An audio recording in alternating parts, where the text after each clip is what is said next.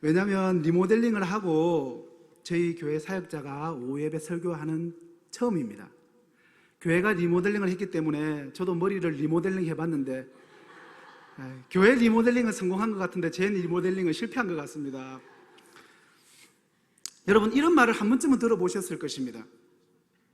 인생은 B와 D 사이의 C이다. 목사님도 전에 한번 하셨던 것 같은데, 샤르트르라는 유명한 철학자가 한 말입니다. 그러니까 B는 데스, B는 birth, 그러니까 탄생을 말하고, D는 death, 죽음을 말하고, C는 choice, 선택을 말하는 것입니다. 인생은 탄생과 죽음 사이의 선택이다라는 말, 그죠? 우리 인간은 태어나면서부터 죽을 때까지 끊임없이 수많은 선택을 하면서 살아가는 존재다 정도로 이해하시면 좋을 것 같습니다.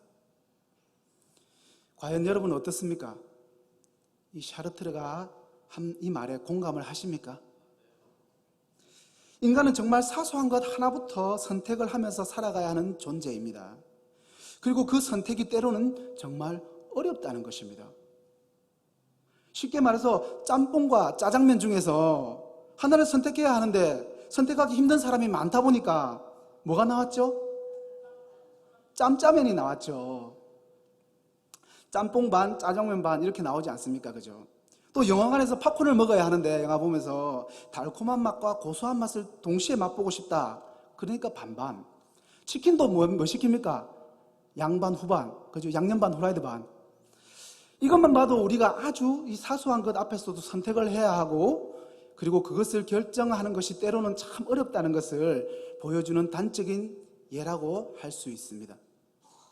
그런데요, 이렇게 먹는 거는 이 두 가지 중에서 결정하기 힘들면 그냥 짬짜면 시키거나 양념 반, 후라이드 반 시켜가지고 두 가지 다 동시에 먹을 수 있는데,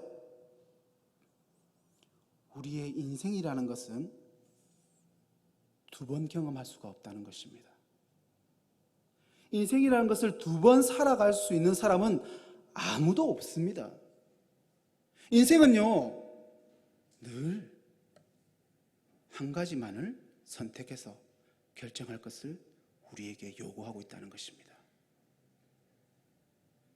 이렇게 인생의 선택과 결정 앞에 놓여졌을 때 여러분들은 무엇을 근거로 삼아서, 무엇을 기준 삼아서 그런 결정을 내리고 있습니까? 몇 가지 유행이 나올 수 있습니다. 합리적인 판단을 근거로 해서 그 결정을 내릴 때가 있습니다. 또 어떤 분은 이 선택하라는 그것이 불가능한지 가능한지 그 가능성을 근거로 해서 결정을 하기도 하고요. 어떨 때는 이 상식적으로 생각해서 결정을 할 때도 있습니다. 그런데 우리 이 하나님의 백성들에게는 합리적인 기준이나 그 일의 가능성이나 아니면 상식적인 기준과는 전혀 다른 차원의 기준을 가지고 그 일을 결정하도록 성경이 자주 요구하고 있다는 것입니다. 여러분, 그렇다고 해서 합리적인 선택이나 가능성을 보거나 상식적으로 결정하는 것이 죄라거나 나쁘다거나 악하다는 말은 아닙니다. 단지 은혜 받은 우리의 변화된 신분이 하나님의 언약 백성에게 걸맞는 그런 결정을 할 것을 요청하고 있다는 것입니다. 그렇다면 하나님의 은혜를 받은 언약 백성인 우리 그리스도인들의 결정과 선택의 근거는 도대체 무엇일까요? 도대체 어디에서 우리의 선택의 근거를 찾아야 하는 것일까요? 여기 인생 속에서 중요한 결정을 해야 하는 갈림길 앞에 서 있는 세 여인이 있습니다. 바로 나오미와 룻과 오르바입니다. 전통적으로 우리는 룻이 매우 의리가 있고 특별히 효심이 뛰어난 며느리로서 시어머니를 잘 모신 그 부분에 초점을 맞춰서 생각하려는 경향이 있습니다. 물론 그런 면도 있지만 오늘 본문은 룻을 과부가 돼 나이 많고 외롭고 가난한 노년의 시어머니에게 지극정성으로 효도를 다한 사람이라고 말하지 않고 하나님을 향한 신앙의 결단을 한 사람으로 말하고 있음을 우리는 주목을 해야 합니다. 나오미 부부와 두 아들 부부 6가족이 살다가 남자들은 다 죽어버리고 덜렁 과부새만 남았습니다. 나오미는 자신의 고향 땅에 하나님의 긍휼이 임하고 있다는 그 소식을 듣고 이제 고향 땅으로 다시 되돌아가기로 결단을 하고 그 길을 가고 있습니다.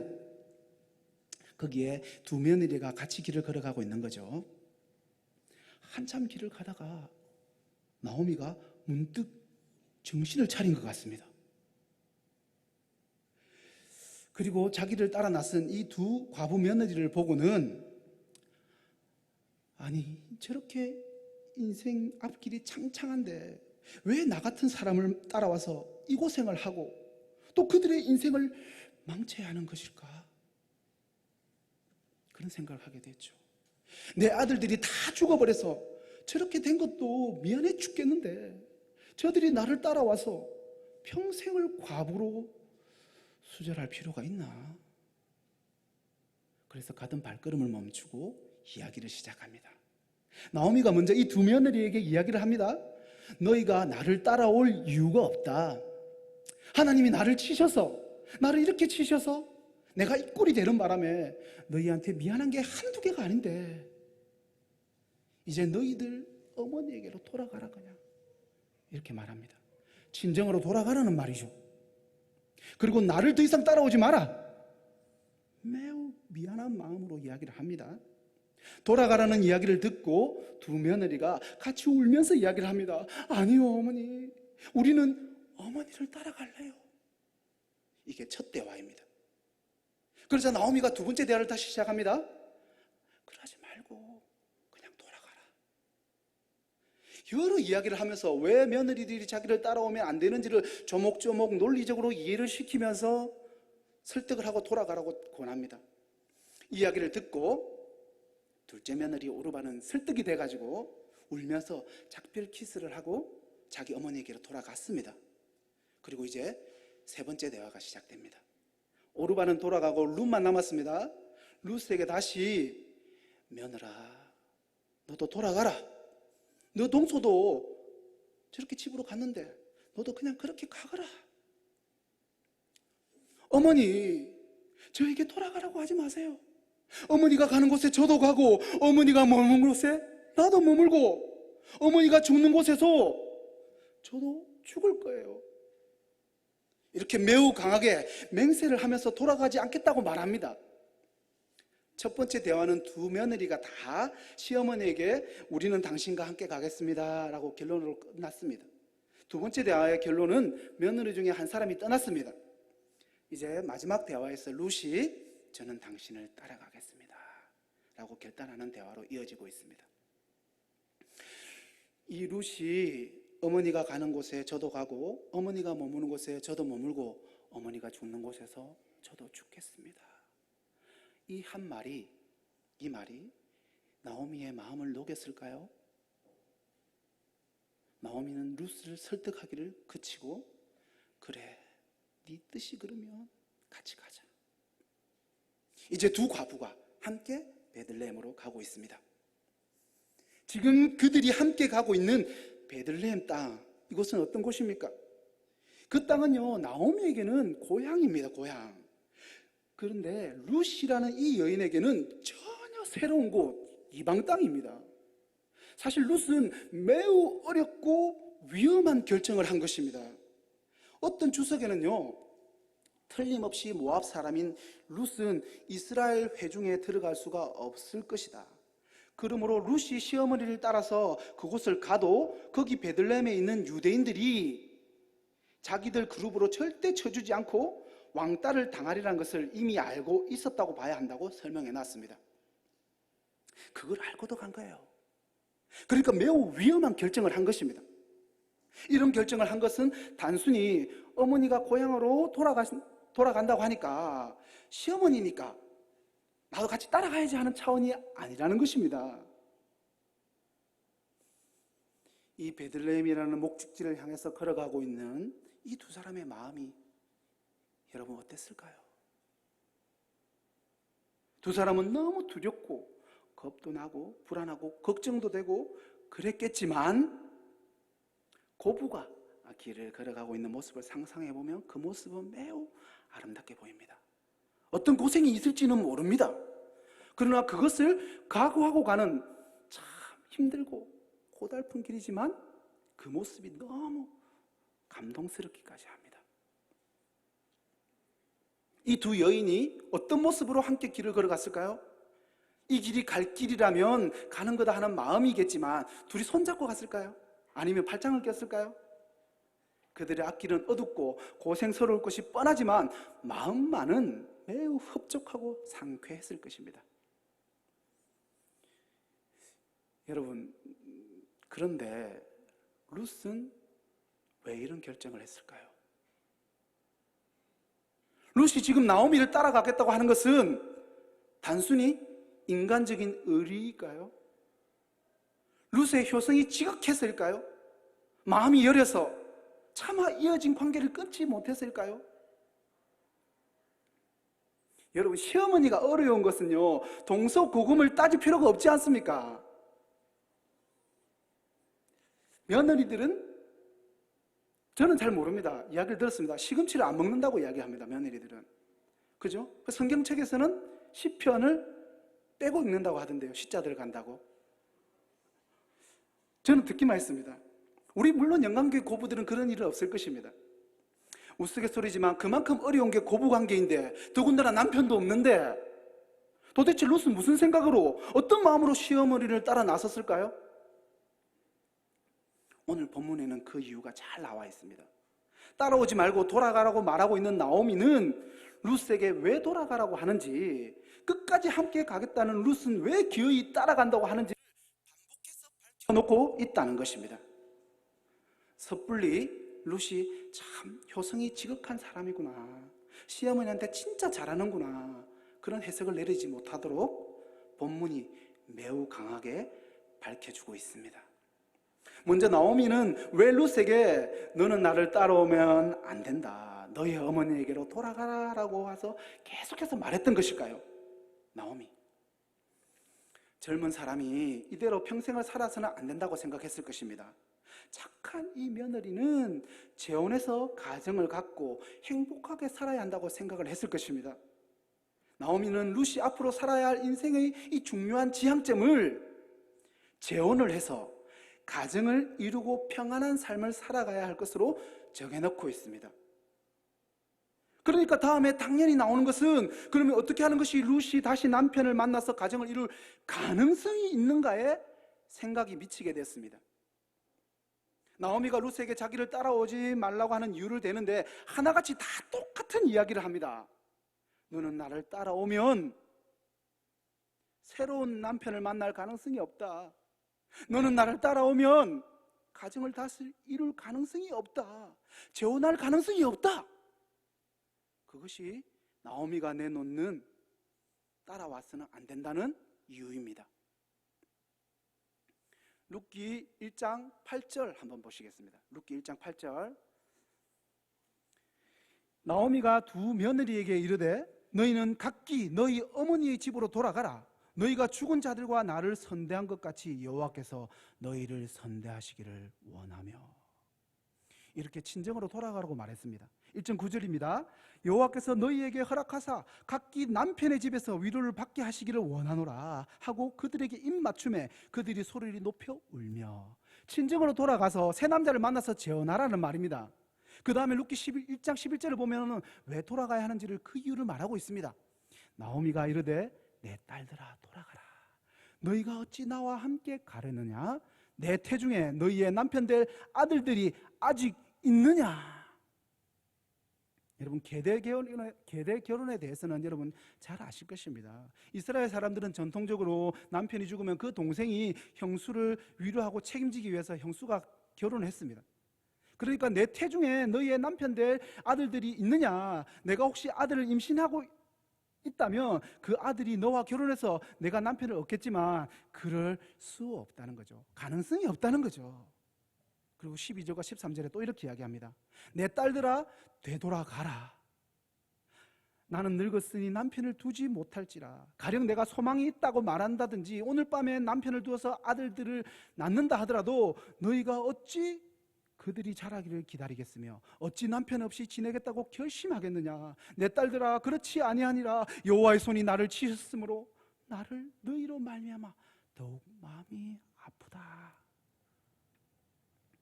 나는 너무 늙어서 남편을 얻고 아이를 가진다는 생각을 하는 것 자체가 불가능한 일이고, 혹시 오늘 밤에 남편을 둬서 아들을 낳는다 하더라도 그 아들이 너하고 결혼하려면 십수년을 기다려야 하는데 그때까지 어떻게 기다릴래?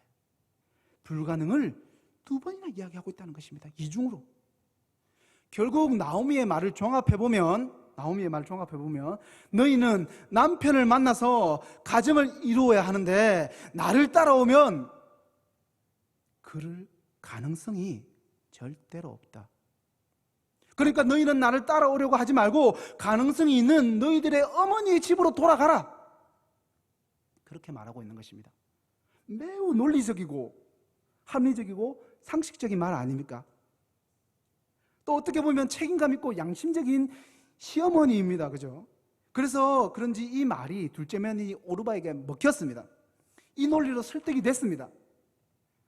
그런데도 룻은 도무지 설득이 안 되는 거예요. 룻이 계속 못 떠난다고, 안 떠난다고 버티고 있습니다. 룻이 나오미에게 저는 그럴 수 없습니다, 못 떠납니다 라고 계속해서 말하는 그 핵심적인 이유가 무엇일까요? 룻이 아닙니다. 그것은 어머니가 잘못 생각하신 거예요. 거기 가면요, 새 남편을 만날 길이 있을 수도 있어요. 그렇게 생각해서 나오미를 따라붙은 것이 아닙니다. 본문이 자꾸 말하고 있습니다. 룻도 이미 시어머니를 따라서 베들레헴으로 가면 다시 가정을 이룬다는 것은 절대 불가능한 일이라는 것을 알고 있다는 것입니다. 그런데도 룻은 계속해서 어머니를 따라가겠다고 말하고 있습니다. 왜 떠날 수 없는지 룻기 1장 16절과 17절에 말하고 있습니다. 제가 읽어보겠습니다. 룻이 이르되 내게 어머니를 떠나며 어머니를 따르지 말고 돌아가라 강건하지 마옵소서. 어머니가 가시는 곳에 나도 가고 어머니께서 머무시는 곳에 나도 머물겠나이다. 어머니의 백성이 나의 백성이 되고 어머니의 하나님이 나의 하나님이 되시리니 어머니께서 죽으시는 곳에서 나도 죽어 거기 묻힐 것이라. 만일 내가 죽는 이외에 어머니를 떠나면 여호와께서 내게 벌을 내리시고 더 내리시기를 원하나이다 하는지라. 이것이 룻이 어떤 경우에도 나는 어머니와 함께 베들레헴으로 가야 합니다, 가겠습니다, 가고야 말겠습니다, 그렇게 결정하는 근거였습니다. 당신의 백성에게로, 아니 그 백성의 하나님에게로 나도 가야겠습니다, 이렇게 말하고 있는 것입니다. 결국 룻은 베들레헴으로 따라가면 새롭게 남자를 만나서 다시 가정을 이루거나 평생 신분이 보장될 가능성이 있는가 없는가가 아니라 그리로 가는 것이 하나님께로 가는 것이기 때문에 그런 결정을 하였다는 것입니다. 어떻게 하는 것이 하나님의 편에 서는 것인가? 어떻게 하는 것이 신앙을 따라 사는 것인가? 어떻게 하는 것이 신앙을 따라서 사는 것인가를, 그것을 근거로 자기의 인생의 중요한 결정을 하고 있다는 것입니다. 룻에게 자기 고향으로 돌아가는 것은 요아를 버리고 자기 백성의 그 신, 그 모세에게 돌아가는 것입니다. 이것은 룻만이 아니라 나오미도 그렇게 알고 있습니다. 1장 15절에 보면 오르바가 자기 고향 친정집으로 돌아가 버린 이 행동의 의미가 무엇인지 나오미가 직접 자기 입으로 말합니다. 나오미가 또 이르되 보라, 네 동서는 그 백성과 그의 신들에게로 돌아가니 너도 너의 동서를 따라 돌아가라 하니, 너도 너의 동서를 따라서 너의 백성과 너의 신들에게로 돌아가라는 말입니다. 그러니까 룻이 그것을 거부하면서 당신의 백성과 그 백성의 하나님께로 나도 가겠습니다 라고 말합니다. 이것은 지금 나오미가 생각하는 것처럼 재혼을 목적을 두고 그 가능성을 생각하며 자기의 처신을 결정하지 않고 어떻게 하는 것이 하나님께로 가는 것인가? 요즘 말로 하면요, 무엇을 선택하는 것이 신앙 우선으로 사는 것인가? 어떻게 하는 것이 하나님 편에 서는 것이 되는 것인가? 그것을 최우선적으로 결정의 기준으로 삼았다는 말입니다. 이것은 룻기 2장을 가보면 좀 더 분명해집니다. 베들레헴으로 돌아온 후에 룻은 보아스라는 남자를 만나지 않습니까? 이 남자는 룻이 시어머니를 따라온 것이 무슨 의미인가를 설명하고 해석하고 있습니다. 룻기 2장 11절과 12절에 보면 잘 나옵니다. 제가 읽어볼게요. 보아스가 그에게 대답하여 이르되 내 남편이 죽은 후에 내가 시어머니에게 행한 모든 것과 내 부모와 고국을 떠나 전에 알지 못하던 백성에게로 온 일이 내게 분명히 알려졌느니라. 여호와께서 내가 행한 일에 보답하시기를 원하며 이스라엘의 하나님 여호와께서 그의 날개 아래에 보호를 받으러 온 내게 온전한 상 주시기를 원하노라 하는지라. 아멘. 보아스는 룻이 시어머니를 따라온 것을 놓고 여호와의 날개 아래 보호를 받으러 온 것으로 해석한 것입니다. 결국 룻은 나오미의 생각처럼 무엇을 얻을 가능성을 따져보고 온 것이 아니라 어떻게 하는 것이 하나님을 향하는 삶인가, 그것을 두고 자신의 처신의 최우선 순위로 놓고 사는 사람이었습니다. 여러분 참 신기하지 않습니까? 요즘 말로 하면요, 나오미는 조상 대대로 예수님을 믿어온 모태신앙이요, 교회에서 잔뼈가 굵은 교회의 중직자쯤 될 것 같습니다. 신앙의 연륜이 있는 사람이 나오미입니다. 그런 반면에 룻은 어떻습니까? 룻 평생 예수의 옛자도 모르고 그죠? 들어보지도 못하고 살다가 그냥 시집 와서 어떻게 예수 만나가지고 믿게 된 완전 초짜배기 초신자 아닙니까?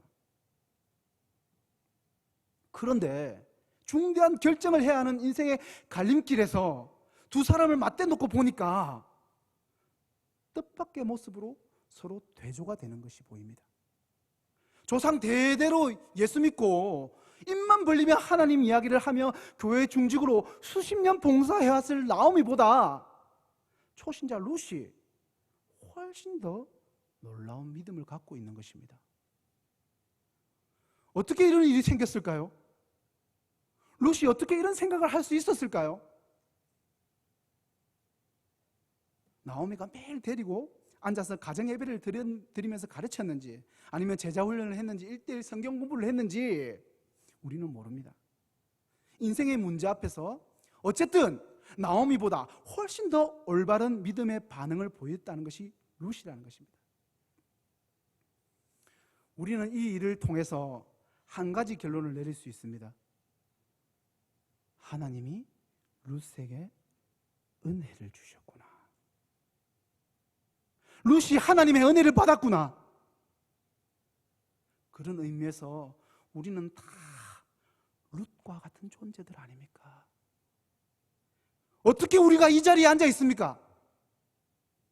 어떻게 저같이 부족한 사람이 이 자리에 서서 하나님의 말씀을 전하고 있을까요?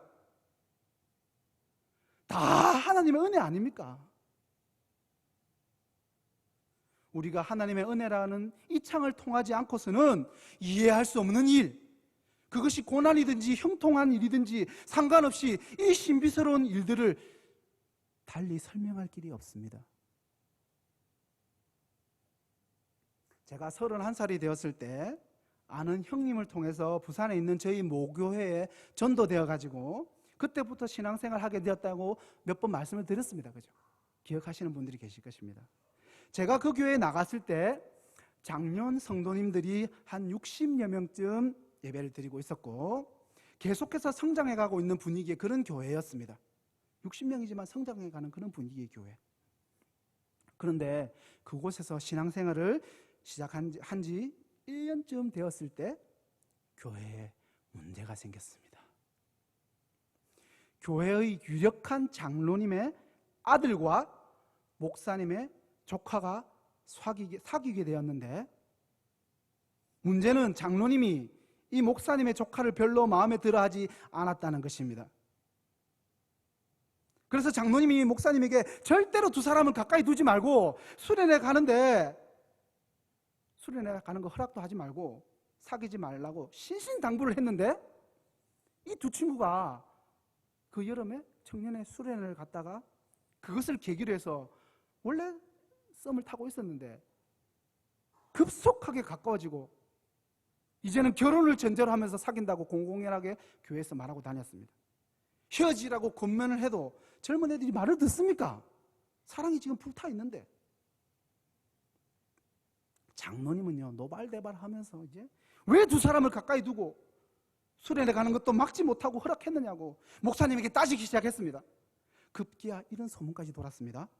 장로님이 이 사업을 하셔가지고 재산이 상당히 많았는데요, 그것을 하나뿐인 아들이 물려받을 게 뻔하니까 목사님도 은연중에 조카 사이로 그 친구를 맞이하고 싶어서 적극적으로 두 사람을 말리지 않았고 수련회 가는 것도 허락하신 것이 아니냐. 소문은 소문을 났습니다. 장로님의 아들이 목사님의 조카가 타고 다니던 자동차도 사줬다는 둥, 이제 그런 소문이 막 퍼집니다. 이제. 이 모든 것이 사실이 아니고 소문이었고 오해였을 뿐입니다. 그러나 결국에 이 문제가 수습되지 않고 점점 커져요. 어떻게 되느냐? 유력한 장로님이 먼저 교회를 떠납니다. 그러자 줄줄이 장로님 4-5분이 계셨는데 모두 교회를 떠납니다. 이 유력한 장로님의 직장에서 다른 장로님들이 일하고 있었거든요. 밑에서 같이. 그러니까 머리 내는 장로님이 떠나니까 같이 떠날 수밖에 없었던 그런 경우 같습니다. 그러면 당연히 장로님의 가정에 있던 자녀 집사님들과 권사님들은 어떻게 했습니까? 떠나죠. 거기에 불안해하던 우리 재정을 맡고 있던 안수 집사님 가정 떠납니다. 목사님의 형제, 가족들 모두 상처받고 떠났습니다. 심지어 저를 전도했던 형님의 가족도 떠났습니다. 불과 몇 개월 만에 벌어진 일입니다.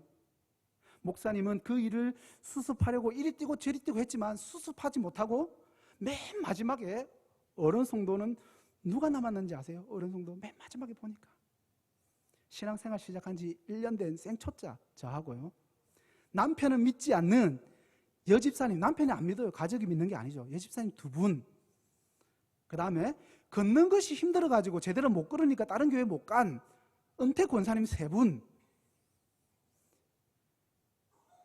작년 성도 60명이 출석하던 교회가요, 5-6명이 출석하는 교회로 쪼그라들었습니다. 불과 몇 개월 만에. 그 일이 있은 어느 날이었습니다. 얼마 지나지 않아서 목사님이 저에게 자신이 설교하는 동영상을 찍어달라고 했습니다. 여러분, 무엇을 뜻하는 것 같습니까? 자기 설교하는 동영상 찍어달라고. 목사님마저도 이 교회의 소망을 잃고 가능성이 없다고 생각을 하고 호주에 있는 어느 교회에 담임 목사로 지원하기 위해서 자신의 설교 영상이 필요했던 것입니다. 그 교회는 이제 더 이상 가능성이 없어 보였습니다. 물론 그 목사님이 실제로 그 교회를 떠나시지는 않았는데요, 그렇게 결정하신 이유 중에 하나가 제가 한 말 때문이었다고 말합니다. 목사님이 직접 우리 중고등부 수련회 와서 하신 말씀이기 때문에 베들레헴으로 따라가겠다고 한 룻처럼 제가 이렇게 말했습니다. 목사님이 가는 곳에 저도 따라가겠습니다. 호주로 가면 저도 호주로 따라갈 겁니다. 그리고 만약에 이런 식으로 교회가 깨어진다면 저는 앞으로 예수님 안 믿을랍니다. 협박 아닌 협박을 한 거죠. 저도 제가 어떤 마음에서 그런 말을 했는지 잘 모릅니다. 신앙생활 한 지 1년도 안 된 생초자가 자신을 전도했던 전도자마저 떠나고 담임 목사마저도 이 교회는 가능성이 없다고 생각하고 떠나려고 하는데 뭘 알아서 교회를 지키자고 제가 이야기를 했을까요? 뭐 대단한 믿음이 있었을까요, 그때? 하나님의 은혜 아닙니까? 하나님의 은혜밖에는 설명할 길이 없습니다. 자, 이제 교회의 어른들이 다 떠나갔지만 주일학교에 애들은 꽤 많이 출석하고 있었기 때문에 그 일들이 다 누구에게 넘겨졌을까요? 남자 어른 성도는 저 하나. 초등부, 중등부, 청년부 모든 부서에 일에 맡고, 교회 재정, 그러면 재정 집사님 떠났으니까 제가 맡아야죠. 교회 청소요, 제가 해야죠. 베들레헴으로 이사가는 룻처럼 교회 옆으로 이사를 갑니다. 새벽기도 가야 되니까. 신앙생활 한 지 1년 된 초짜가, 여러분 오해하지 마십시오. 제 믿음이 뛰어났으니까 아니라고 말씀드리고 있는 것입니다. 그냥 하나님의 은혜로 밖에는 설명할 길이 없습니다. 그 후로 몇 년 동안 정말 힘들었습니다. 교회 일이 쉬운 게 아니더라고요. 그런데 하나님이 그렇게 소망이 없어 보이고 가능성이 없어 보였던 그 교회에 은혜를 주셔서 성도들이 한 분 한 분씩 전도되어 오게 하시고, 참 부족한 저는 이렇게 사역자의 길로 불러주시고, 제가 사역자가 되어서 그 교회를 떠나서 영광교회로 오는 그 해에는 폐당회가 되었던 그 교회가 당회가 구성되도록 하나님께서 그 교회를 회복시키는 놀라운 은혜가 있었습니다. 호주로 떠나려고 했던 그 목사님, 그죠? 목사님 올해 합신 노회장 되셔가지고 엄청 열심히 하시더라고요. 호주로 갔으면 어째 뻔했습니까? 그죠? 이런 은혜가 룻에게도 있었던 것입니다. 시어머니를 따라서 베들레헴으로 가면 아무런 인간적 가능성도 없고 경제적인 안정이나 신변의 안전을 보장받을 가능성도 없다는 것을 뻔히 알면서도, 그래도 하나님이 거기 계시고 하나님의 백성들이 그곳에 있으니까 나도 그곳으로 가야 된다, 그모스 신에게로 돌아가지 않겠다는 입장을 그렇게 확고하게 갖게 된 것은 바로 이런 이유 때문입니다.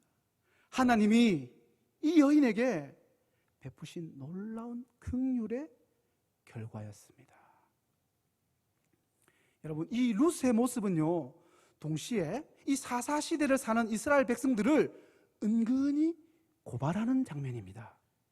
룻기가 사사시대였지 않습니까? 이 사사시대의 백성들이 어떻게 살고 있었습니까? 너무 잘 알죠. 우리가 잘 알고 있듯이 그들은 하나님의 백성이 되는 은혜를 받았으면서도 제 소견에 오른 대로 지잘난 맛에 살고 있었습니다.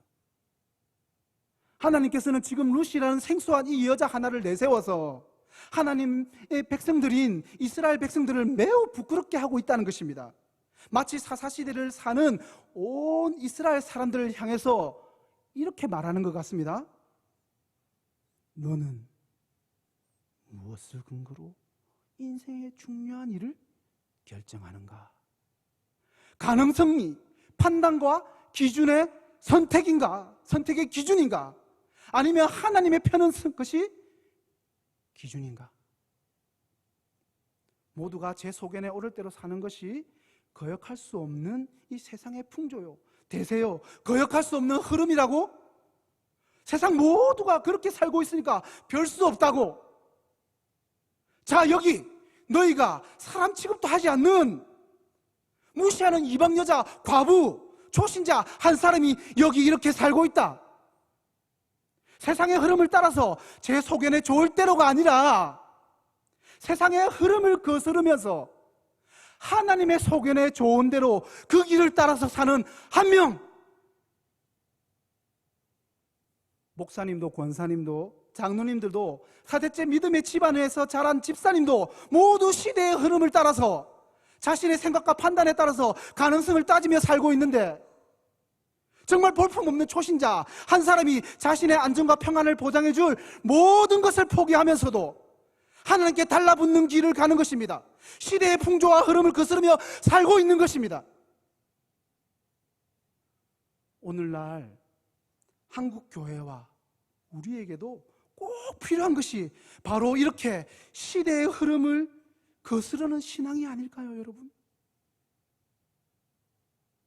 그렇기 때문에 우리가 무엇을 근거로 중요한 결정을 해야 하느냐 하는 것은 매우 중요한 일입니다. 나오미와 룻의 대조를 통해서 오늘 이 말씀이 우리에게 도전하는 메시지는 분명합니다. 나오미처럼 가능성이 아니라 룻처럼 어떻게 하는 것이 하나님 편에 서는 것인가, 그것을 결정의 근거로 삼아야 한다는 것입니다. 이 시대의 룻, 바로 우리가 되어야 합니다. 우리만이라도 이 시대의 잘못된 이 거센 흐름을 거역하면서 외로운 길이지만, 그리고 힘든 길인 줄 뻔히 알면서도 하나님을 향해서 그렇게 가야 하는 것입니다. 하나님 편에 우리가 서야 하는 것입니다. 왜냐고요? 왜? 이 세상의 마지막 날에, 그날에 영원한 승리자 바로 한 분, 그분은 하나님이 되실 것이며, 우리는 그냥 승리자의 그 편에 서 있으면, 승리자가 되실 하나님의 편에 서 있기만 하면 그분이 취하신 승리의 그 모든 영광이 바로 우리 자신의 영광이 되는 그 사실을 믿으시기 바랍니다. 그분이 취하신 승리의 면류관이요, 바로 우리의 면류관이 될 것입니다. 우리는 신앙생활을 하는 동안 끊임없이 좋든지 싫든지 계속해서 수많은 갈림길을 만날 것입니다. 그 갈림길 앞에서 나오미와 같은 성도가 되시겠습니까? 아니면 룻과 같은 성도가 되시겠습니까? 기도하겠습니다. 하나님 감사합니다. 오늘 우리가 이 자리에 앉아서 이 예배를 드리는 것 자체가 바로 하나님의 놀라운 은혜임을 고백합니다. 우리가 이 놀라운 은혜를 받은 자임에도 불구하고 믿음의 선택을 하지 못하고 가능성만을 쫓고 살았음을 고백하오니, 주여, 우리가 오늘 말씀 속에서 이 룻처럼 가능성이 아니라 하나님 편에 서는 것을 택할 수 있는 자가 되게 하여 주시옵소서. 정말 이단이 득세하고 하나님의 교회가 욕을 먹고 있는 이 세상의 풍조 속에서 힘든 줄 알지만, 고독한 길인 줄 알지만 하나님 편에 서서 그 길을 걸어갈 수 있는 저희들이 다 되게 하여 주시옵소서. 오늘도 살아계셔서 이 마지막 날에 승리자가 되실 영원한 왕 예수 그리스도의 이름으로 기도드렸습니다. 아멘. 찬송가 우리 94장 주 예수보다 귀한 것은 없네 찬송하시겠습니다. 찬송가 94